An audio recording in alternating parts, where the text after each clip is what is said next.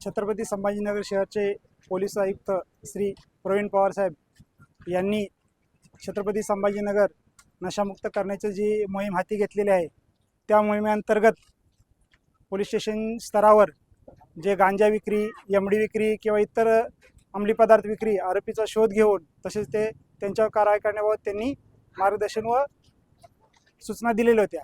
त्या अनुषंगाने आम्हाला माहिती मिळाली की एक आरोपी गांजा घेऊन चाललेला आहे। त्या माहितीवरून आम्ही वरिष्ठांची परवानगी घेऊन छापा केला असता इसम इरफान पाशा हा हमसफर ट्रॅव्हल्समधून गांजा घेऊन जाणार असल्याची आम्हाला माहिती मिळाली।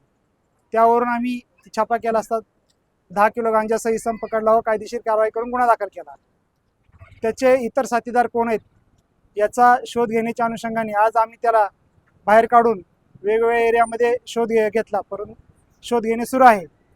त्याच मोहिमेचा भाग म्हणून आज आम्ही या भागामध्ये आरोपीला घेऊन त्याचे कोणी साथीदार किंवा इतर कोण आहेत का त्याचा शोध घेत आहोत।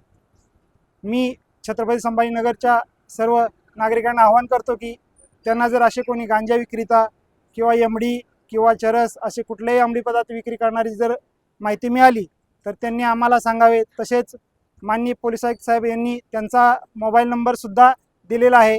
आमची 112 मोबाईल आहे, त्याच्यावर सुद्धा सांगितलं तरी काय हरकत नाही।